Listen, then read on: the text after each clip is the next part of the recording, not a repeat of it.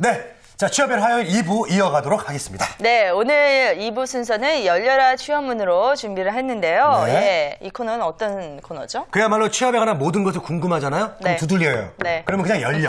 네, 열려라 취업문 시간입니다. 네, 잘 알고 계십니다. 자, 함께 해주실 두 분 소개해드리겠습니다. 한국커리어개발원의 표형종 대표, 네. 그리고 오늘은 한국서비스평가원 인파워스피치의 임정민 소장 함께합니다. 어서 네. 오세요. 네, 안녕하세요. 반갑습니다. 네, 어서 오세요. 이야, 네. 우리 임정민 소장님 또 굉장히 미인이시고 네. 오늘 이렇게 처음 뵙는데 네. 소감 한 말씀 해주십시오. 네, 일단은 첫 출연이라 좀 떨리는 부분도 없지 않아 있는데요. 구직자분들에게 좀 도움이 될 수 있는 정보를 오늘 많이 드리도록 하겠습니다. 네, 네, 듣기만 해도 알겠습니다. 믿음이 가고요. 네. 오늘 좋은 말씀 많이 해주실 것 같아요. 네, 그렇습니다. 자, 오늘 어떤 내용에 대해서 준비를 하셨는지 좀 알려주시죠. 네, 오늘 저는 면접 스피치를 주제로 대학생과 또 구직자분들에게 도움이 되는 정보를 드리려고 하는데요. 특히 실제로 면접을 보실 때 자신의 생각과 의견을 어떻게 효과적으로 전달하셔야 되는지 그 방법을 알려드리겠습니다. 네, 맞습니다. 이제 어렵게 우리 항상 서류를 통과해서 그 다음에서 떨어진 친구들 보면 조금 아쉬운 부분들이 있거든요. 맞아요. 예, 오늘 그런 부분들을 이제 다 커버를 해주시는 건가요? 예, 맞습니다. 사실은 그 취업이 상당히 어려운데요. 사실은 그 서류 전형 통과하기도 쉬운 일은 아니죠. 워낙 경쟁이 치열하다 보니까요. 근데 더 중요한 것은 면접에서 이제 자기가 쌓은 역량들이나 또 자기의 장점들을 충분히 어필할 줄 알아야 될 겁니다. 네. 면접은 자기가 쌓은 어떤 경험이나 이력을 또 이력서와 자기소개서를 통해서 면접관과 대면하는 자리죠. 그런 자리에서 자기의 어떤 이야기를 얼마나 설득력 있게 면접관에게 전달하느냐가 중요한 포인트가 될 것 같습니다. 네. 네. 자, 요즘 뭐 커뮤니케이션 시대라고 하잖아요. 정말 네. 소통이 되게 중요하고 면접 볼 때도 또 그만큼 스피치가 굉장히 중요해진 것 같습니다. 네. 특히 면접에서는 합격의 어떤 그 당락을 결정하는 아주 중요한 요인이죠. 예, 맞습니다. 면접은 결국 이제 면접관과 대면하는 자리라고 아까 말씀드렸던 것처럼 면접관들의 관심을 끌 수 있는 게 중요하겠죠. 자신이 쌓아온 경험이 굉장히 많은데 그러한 내용들을 정말 스토리에 맞게 또 면접관의 관심에 맞는 그런 어떤 이야기 소재로 전달하지 못하면 그 면접의 어떤 그 특성을 자신이 충분히 살리지 못하고 실패하게 될 겁니다. 그런 어떤 학생들의 대부분의 어떤 특성들을 보면 뭔가 좀 두서없이 이야기하거나 또는 또 횡설수설하거나 또는 면접관의 질문과 동떨어진 동문서답하는 경우가 많은데요. 네. 그러한 질문들을 사전에 충분히 스토리 전개를 통해서 준비하는 게 필요하겠습니다. 네. 네. 자, 그러면 본격적으로 면접을 볼 때는 어떻게 말을 해야 하는지 좀 살펴볼까요? 네, 일단은 그 면접을 볼 때 스피치 측면에서 중요한 것은 세 가지가 있습니다. 스토리텔링 기법과 스피치 스킬, 그리고 목소리 연출인데요. 오늘은 스피치 스킬에 대한 것과 또 목소리 연출에 대한 것들은 다음 주에 또 말씀을 드리고 오늘은 집중적으로 스토리텔링 기법에 대해서 알려드리도록 하겠습니다. 혹시 네. 두 분은 스토리텔링이라고 들어보셨나요? 네, 스토리텔링. 스토리는 뭐 많이 들어봤죠. 네네. 뭐 주로 일단은 기업 쪽에서는 마케팅이나 광고 쪽에서 많이 쓰는 용어 아닌가요? 그렇습니다. 네. 뭐 영화나 드라마에서 쓰기도 네. 하고요. 네, 예. 두 분이 잘 알고 계신데요. 스토리텔링은 말뜻 그대로 이야기하다라는 뜻입니다. 알고 계신 대로 스토리텔링을 이용한 마케팅이나 광고들이 많이 있습니다. 대표적으로는 초코파이 광고나 바카스 광고를 예를 들 수가 있는데요. 이 두 광고를 보면 단순히 상품 자체를 홍보하는 것보다는 그 상품 안에 또 정과 힘내, 응원의 메시지를 담아서 스토리로 광고를 하고 있습니다. 네. 이 두 광고는 특히 사람들에게 모두 공감을 줄 수 있는 다양한 스토리로 사랑을 받고 있는데요. 네. 이렇게 누구나 공감할 수 있는 스토리와 명확한 메시지 때문에 더 인상적이고 오랫동안 기억에 남는다고 볼 수 있습니다. 네. 그래서 이제 면접을 보실 때도 객관적인 정보나 사실들을 그대로 나열하는 것이 아니라 자신이 에피소드를 활용해서 하나의 스토리로 자신의 얘기를 감성적으로 푸셔야지만 면접관의 공감을 얻으면서도 자연스럽게 설득하실 수가 있습니다. 네. 저는 뭐 이제 질문 받으면은 네. 떨진 않거든요, 사실. 네. 그런데 이걸 또 스토리 있게 또 얘기까지 하려면은 그거는 또 저한테도 쉽지 않을 것 같습니다. 그래서 네. 이 말하기가 어려운 겁니다. 맞아요. 그냥 말하는 게 네. 아니라요. 네. 수많은 경쟁자들 사이에서 나를 돋보이게 할 수 있는 그런 말하기를 하기 위해서는 분명한 전략이 필요할 텐데 맞아요. 그러기 위해서는 스토리를 만들어서 하는 게 좋다는 거고 예. 그럼 그 스토리를 어떻게 만드는 것이 예, 좋을까요? 맞습니다. 그 인간은 논리적이어야 한다라는 말도 있는데요. 네. 사실은 이제 자기의 어떤 생각이나 경험을 논리적으로 스토리의 전개를 통해서 이야기하는 게 중요합니다. 우리가 흔히들 말은 많지만 굉장히 시끄럽기만 하고 횡설수설하는 경우들을 우리가 접하게 되는데요. 예. 그런 경우들은 전달하고자 하는 내용들을 어떤 상대의 어떤 관심이나 또 자기의 어떤 강점들을 부각시키기보다는 자기 중심의 어떤 이야기를 하는 것이죠. 그래서 상대의 어떤 감성을 자극하고 또 그런 부분들이 어떤 면접관 입장에서는 그 사람을 평가하는데 굉장히 플러스가 되는 요인으로 반영이 돼야 될 겁니다. 네. 그러기 위해서는 그 상대의 어떤 관심에 맞는 또 이야기가 재미있어야 되겠죠. 또 그런 어떤 이야기를 통해서 빨려 들어가야 될 겁니다. 그런 부분들이 결국은 그 감성을 자극하는 그런 효과적인 어떤 방법이 스토리텔링이겠고요. 두 번째는 어떤 차별화라고도 할 수 있겠습니다. 많은 경험들을 어떻게 비슷한 활동들을 하고는 있는데 그런 어떤 세부적인 내용으로 들어가면 조금씩 틀린 상황이 연출되고 있는 거죠. 그런 어떤 상황에 맞추어서 또 자기가 지원하고자 하는 기업이나 직군에 맞는 그런 속성별 어떤 스토리 또 그런 어떤 에피소드를 잘 활용한다면 어떤 남과 다른 차별화된 모습으로 면접관들에게 감동을 줄 수 있을 거고요. 그런 부분들이 면접에서 또 자기를 충분히 어필할 수 있는 기회가 될 수도 있을 겁니다. 네, 그렇습니다. 자, 우리 면접관들을 자기 말에 좀 빠져들게 이렇게 만들 수 있는 그런 능력. 야, 그런 능력만 있으면 정말 뭐 웬만한 곳에 가서 뭐 다 붙지 않을까 싶어요. 그렇죠. 올킬이죠. 네. 네. 근데 올킬. 네, 아, 좋아요. 네. 근데 제 후배가 항상 그러더라고요. 네. 아, 선배님, 그런 말 할 게 없다, 저는. 예, 이거 뭐 어떻게 정말 지어라도 내야 되는 건지. 대부분 그럴 것 같아요, 근데 솔직히. 네, 그렇게 말하는 네. 분들이 있는데 막 지어내고 막 그런 막 그리스 신화에서 막 따오고 막 그래도 돼요? 일단은 지원해서 이야기하시는 거는 그 지원자 입장에서 좋지가 못합니다. 거짓말을 하시고 또 지어내다 보면은 본인의 얘기가 아니기 때문에 현장에서 굉장히 많이 당황하시게 됩니다. 네. 일단은 솔직하게 자신의 얘기를 스토리로 풀어내시는 게 좀 좋은 방법이라고 하겠습니다. 네, 그렇군요.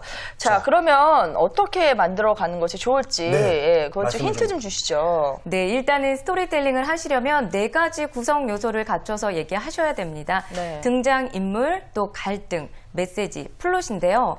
일단 등장인물은 자신의 그 캐릭터를 좀 명확하게 할 수 있도록 만드시는 것이 좋고요. 네. 중간에 갈등과 해소가 이루어지는 전체적인 줄거리 속에서 강력한 메시지를 전달하는 것이 중요합니다.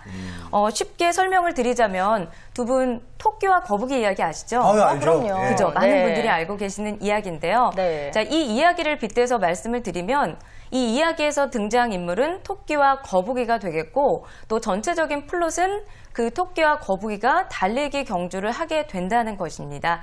또 갈등, 반전이 되는 부분은 바로 토끼가 안심을 하고 늦잠을 자는 바람에 경주에서 지게 된다는 것이 되겠습니다. 결국 이 스토리에서 전하고자 하는 메시지는 끝까지 노력하는 자, 또 성실한 사람이 승리한다라는 것이 되겠는데요. 이런 구성 요소를 갖춰서 이야기하는 것이 스토리텔링이라고 보시면 되겠습니다. 네. 자, 토끼와 거북이 얘기를 들어보니까 대충 이 스토리텔링 어떤 감이 오는데 저는 좀 개인적으로 좀 질문이 하나 있는데요.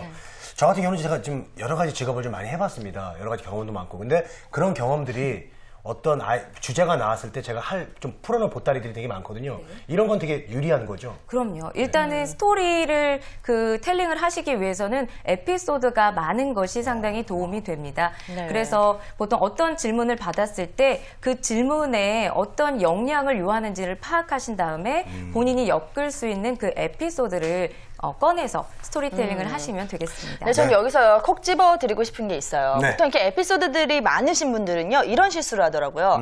에피소드를 그냥 쭉 나열을 하는 거예요. 저는 이거 있고 이렇게 한 다음에 끝 내는 경우가 많은데 그래요. 이거는 스토리텔링이 아니잖아요. 네, 맞습니다. 그러니까 여기서 또 스토리를 만들어내는 작업이 또 필요할 것 같아요. 그렇죠? 그건 그냥 스토리죠. 네, 예. 그래서 네, 맞습니다. 네. 그 지원자분들이 그냥 단편적인 사실이나 객관적인 정보들을 나열하는 경우가 많은데요.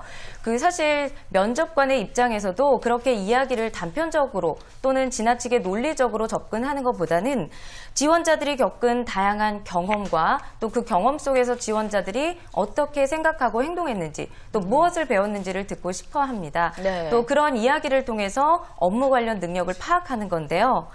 그렇기 때문에 지원자들은 스토리텔링의 구성 요소를 갖춰서 그 본인의 그 에피소드를 활용해서 스토리텔링을 하는 것이 일단은 좋습니다.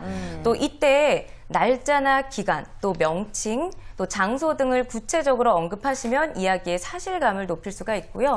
또 면접관이 좀 머릿속에 그림이 그려지듯이 생생하게 표현을 하시는 것이 좋겠습니다. 그러니까 이제 우리가 뭐 네. 예를 들어서 관광지에 갔는데 네. 뭐 이제 뭘 너무나 사고 싶은 기념품이 있는데 못 산 거야. 근데 그거를 근데 돈이 부족해가지고 못 샀어요라는 것보다 그때 딱 보니까 520원밖에 없었던 거예요.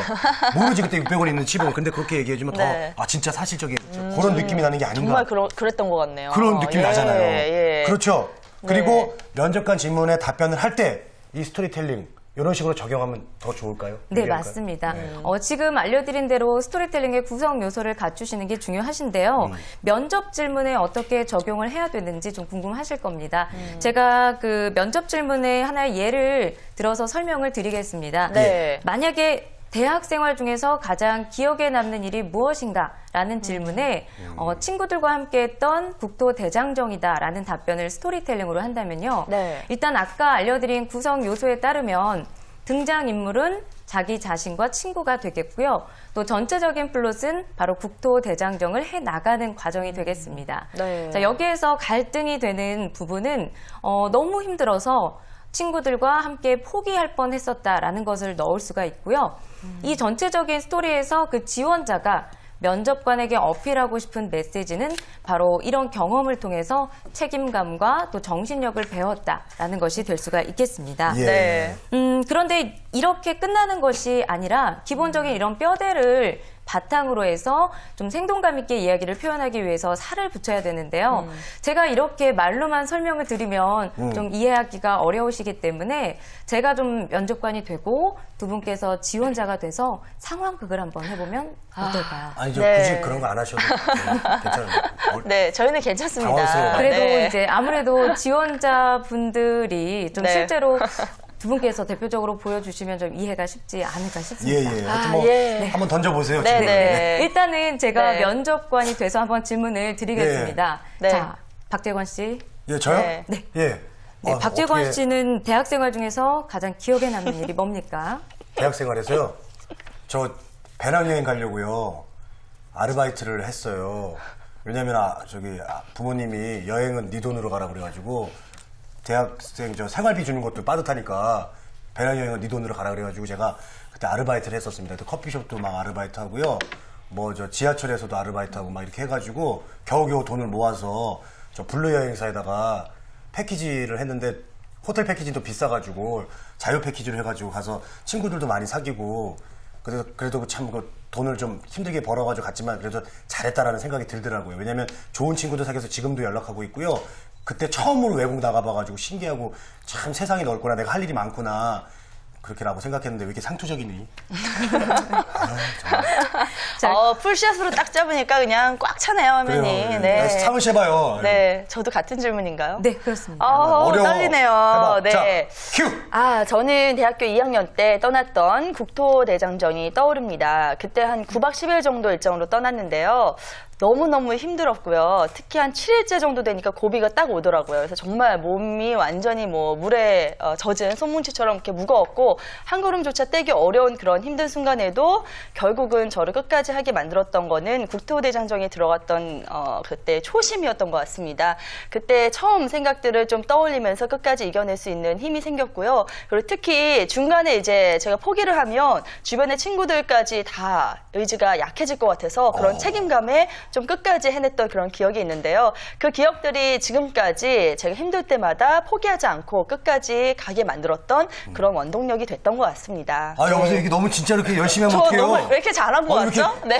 아니, 이 사람이 이거 방송이 좀 약간 재미를 줘야지. 아니, 앞서서 딱 이렇게 설명해 주신 거 딱 듣고 그냥 적용을 참아. 했거든요. 네. 그랬더니 이렇게 얘기가 좀 술술 풀리네요. 난 뭐냐고. 괜찮았나요? 난 네, 뭐야, 사실 우리 성상은 앵커께서는 네. 이 스토리텔링의 구성 요소를 특히 잘 안에 적용을 하셔서 이야기를 네. 하셨기 때문에 그 갈등 요소가 잘 살아났고 결국에는 그 실제로 전하고자 하는 메시지가 좀 면접관의 귀에 쏙쏙 들릴 수 있게 그런 괜찮았나요? 얘기가 된 것 같습니다. 네. 자, 여러분들이 뭔가 좀 오해를 하고 있는 모양인데 제가 한 가지 덧붙이면은 네. 이렇게 하면 안 된다는 걸 보여주기 위해서 제가 조금 그렇게 한 거지. 사실 뭐 저도 예. 뭐 이렇게 할 수 있어요. 아, 예, 네, 그런 알겠습니다. 측면도 있는 것 같습니다. 저도 네. 이제 들어보니까 네.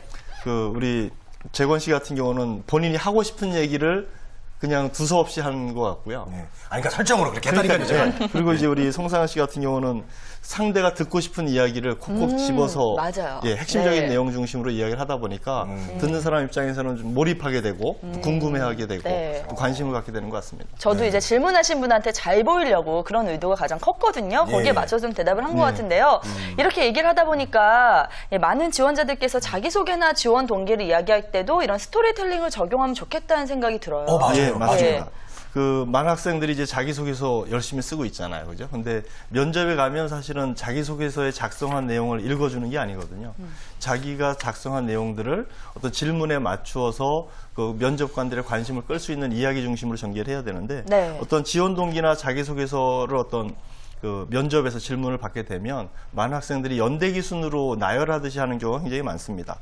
하지만 이제 그렇게 이야기를 하기보다는 우리가 하나의 예를 들면 영화관 가면 우리 예고편 많이 보지 않습니까? 예고편 보면 전체 스토리는 아니지만 굉장히 흥미있고 재미있는 이런 부분들에 맞추어서 굉장히 임팩트 있게 전달하고자 하는 그런 구성이 되어 있습니다. 결국은 그런 부분들을 보고 많은 관람객들이 그 예고편에 대한 다음 그 관람을 기획을 하게 되는데요. 마찬가지로 면접에서도 자기 어떤 강점이나 장점 또 지원하는 직군에 맞는 그런 어떤 역량들 중심으로 그 이야기를 구성을 해서 전달하는 게 중요하겠습니다. 네. 네. 자, 여기서 그러면 우리 저 카카오톡 질문 한번 받아보도록 하겠습니다. 오늘 또 어떤 질문들이 올라와 있을까요? 네, 카카오톡 질문 한번 보겠습니다. 자, 네. 스토리텔링으로 말할 때 어떤 에피소드를 어떻게 이용하면 좋을까요? 네, 어떻게 하는 게 좋을까요? 그 많은 학생들이 사실은 다양한 경험이나 활동들을 하고 있는데요. 어떤 대다수의 학생들이 경험하는 내용들은 거의 비슷한 수준인 것 같습니다. 다만 이제 같은 활동을 하더라도 그 내용 면에서 보면 굉장히 다른 속성의 어떤 그 경험이나 또 어떤 인상, 느낌들이 있을 겁니다. 그런 측면에서 자기가 지원하는 회사의 어떤 인재상이나 또는 직군, 또 업무에 맞는 그런 어떤 속성별 에피소드를 잘 구성하는 게 중요하겠고요. 그러려면 사전에 충분한 준비가 어떤 스토리 형태로 전개되어서 면접에 가서 그런 질문을 받았을 때 충분히 자기를 어필할 수 있는 그런 준비가 필요하겠습니다. 네. 자, 오늘은 면접 스피치 가운데 저도 참 어려운 그 부분이죠. 스토리텔링 기법에 대해서 구체적으로 좀 알아봤는데 네. 마지막으로 좀 두 분 정리 말씀 부탁드리겠습니다. 네. 그 면접 스피치 상당히 중요합니다. 자신의 어떤 역량을 면접관 앞에서 충분히 어필할 수 있는 자신만의 기회이고요. 그런 기회를 얻기 위해서는 어떤 스토리에 의해서 면접관들을 감동시킬 필요가 있겠습니다. 그래서 아까도 말씀드린 것처럼 하고 싶은 얘기가 아니라 면접관이 듣고 싶어하는 이야기를 중심으로 해서 전개하는 그런 사전 준비가 중요하다고 할 수 있겠습니다. 네. 자, 임정민 네, 선생님 임정민 말씀해 주세요. 소장님도. 네, 스펙으로 그 사람을 평가하던 시대는 지났습니다. 이제는 스펙을 뛰어넘는 자신만의 매력적인 스토리로 자신을 어필해야 되는데요. 오늘 말씀드린 스토리텔링을 이용한 그 답변으로 면접관에게 어필을 하신다면 분명 면접에서 좋은 결과가 있을 거라고 생각을 합니다. 네, 잘 들었습니다. 자, 오늘 이렇게 해서 한국커리어개발원의 표현종 대표, 그리고 인파워 스피치 연구소의 임정민 소장님 함께했습니다. 말씀 고맙습니다. 네, 감사합니다. 네. 자, 오늘 하루쯤은 본인에게 어떤 스토리가 또 나는 어떤 스토리들을 갖고 있는지 생각해 보시기 바라겠습니다. 오늘 순서는 여기서 마무리하겠습니다. 네, 저희는 내일보다 풍성한 내용 가지고 다시 찾아오겠습니다. 취업엔 우리가 있다.